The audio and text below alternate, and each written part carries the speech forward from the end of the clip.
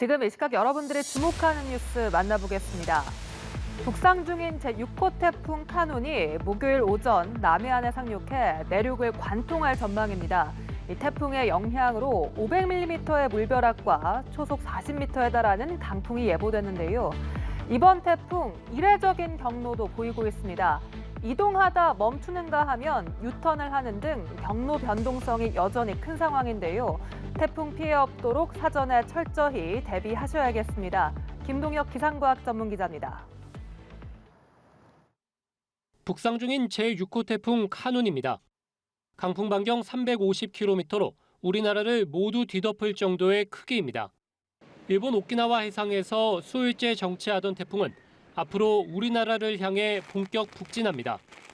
일본 규슈 서쪽 해상을 지난 태풍은 목요일 오전에 남해안에 상륙하겠고 그대로 한반도를 관통할 것으로 보입니다.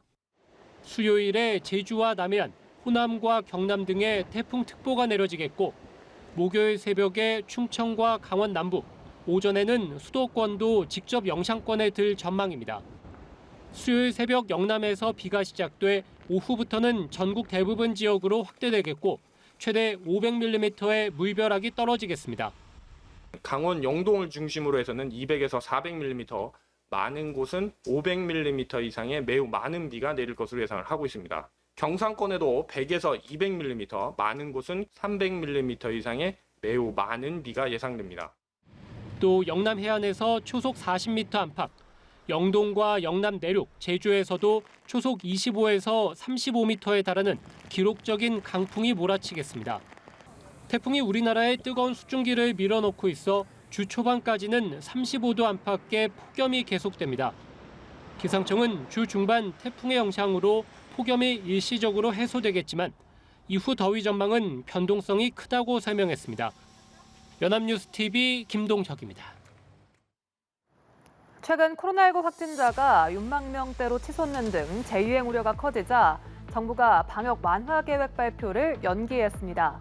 확진자 수가 6주 연속 증가해 모니터링이 필요하다며 신중히 검토 후 조정 계획을 다시 정할 예정이라 밝혔는데요. 고위험군 보호를 위해 병원 등 감염 취약시설에서의 마스크 착용 의무도 유지하는 방향에 무게가 쏠립니다. 최덕재 기자입니다.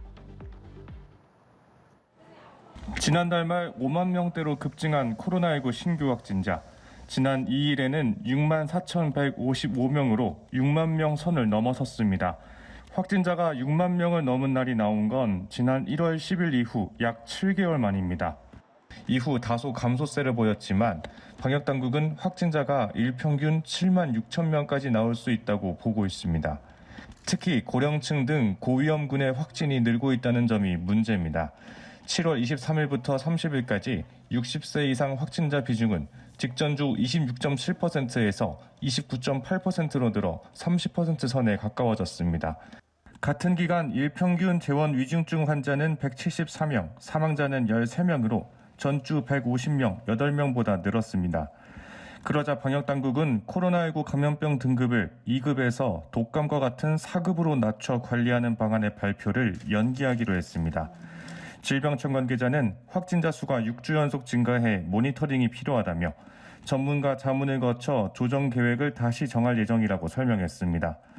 이와 맞물려 병원급 이상 의료기관과 요양원 등 감염 취약 시설의 실내 마스크 착용 의무도 유지하는 방향에 무게가 쏠리고 있습니다.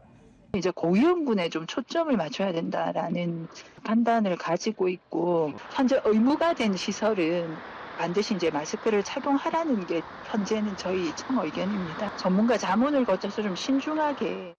또 앞으로 신속 항원 검사를 유료화하고 치료비도 스스로 부담하는 게 원칙이지만 고령층, 기저질환자 등 고위험군에 대한 검사비 지원은 유지할 방침입니다. 연합뉴스TV 최덕재입니다. 일본 정부의 후쿠시마 원전 오염수 해양 방류가 이르면 이달 하순 시작될 것으로 보입니다. 일본 언론들이 복수의 정부 관계자를 인용해 구체적인 오염수 방류 개시 시점을 보도한 건 사실상 이번이 처음인데요. 기시다 후미오 일본 총리는 오는 18일 열리는 한미일 정상회의에서 다시 한번 오염수 방류 계획의 안전성을 부각할 방침입니다. 도쿄에서 박상현 특파원입니다. 일본 정부가 원전 오염수 해양 방류를 이르면 이달 하순 개시하는 방향으로 조율하고 있다고 요미우리 신문과 아사히 신문이 보도했습니다. 일본 정부가 후쿠시마현 앞바다에서 저인망 어업이 시작되는 다음 달 1일 이전 방류를 시작해야 한다고 보고 있다는 겁니다.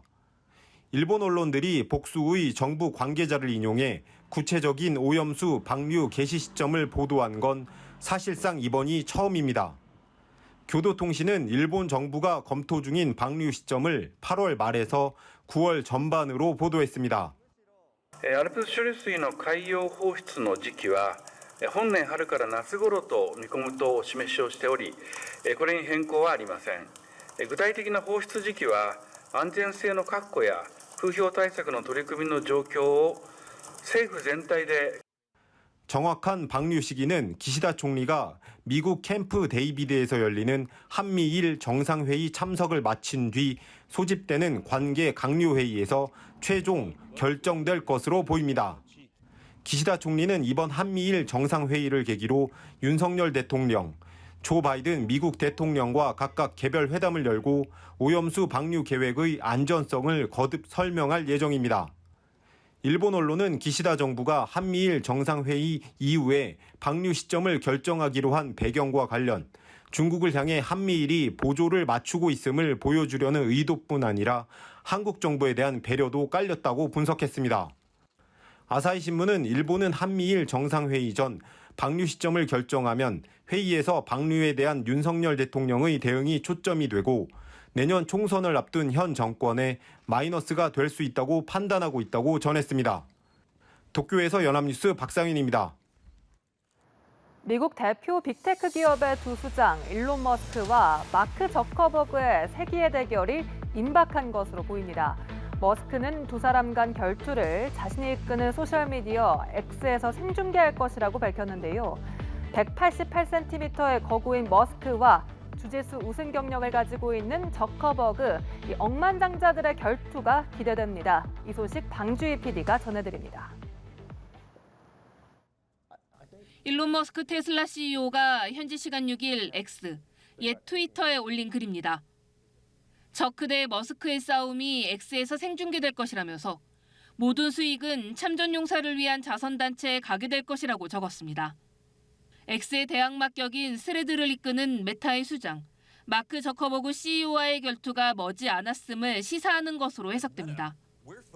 머스크의 게시글이 공개된 이후 저커버그는 자신은 오늘이라도 준비된 상태라고 답했습니다. 그러면서 처음 머스크의 도전을 받았을 때 결투 날짜를 8월 26일로 제안했지만 확답받지 못했다고 설명했습니다. 머스크와 저커버그가 직접 만나 싸움을 벌이는 이른바 현피 가능성이 제기된 건 지난 6월부터입니다.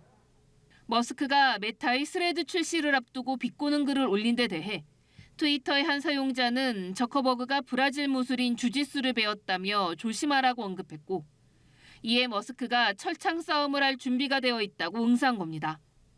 머스크의 도발에 저커버그가 한판 붙을 장소를 정하라며 발끈하자 머스크는 다시 라스베이거스 옥타곤이라는 트윗을 올리기도 했습니다.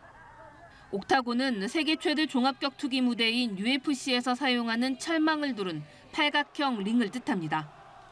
188cm의 거구인 머스크가 덩치와 힘의 차이로 이길지, 주짓수 우승 경험도 있는 저커버그가 젊은 나이에 패기와 기교로 이길지 주목되는 상황.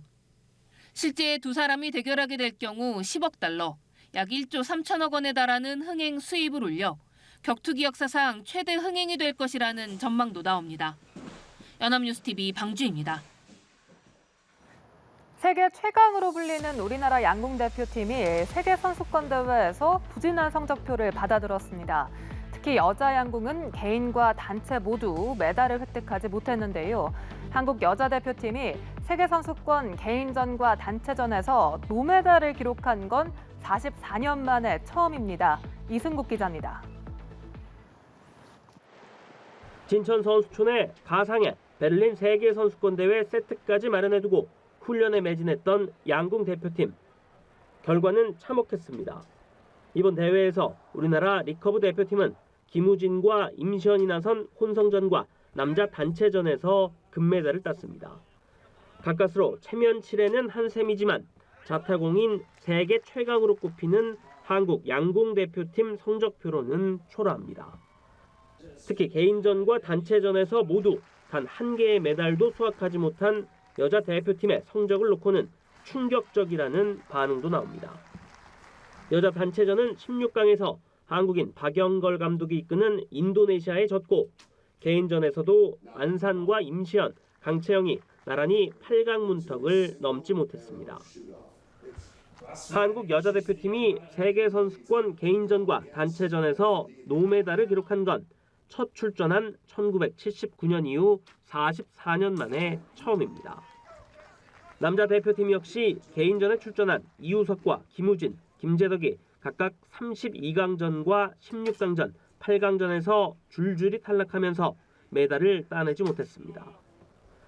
대표팀 부진의 원인으로 강한 바람이 부는 현지 날씨가 거론되지만 이는 우리뿐 아니라 모든 팀들에게 적용되는 만큼 핑계가 될 수 없습니다.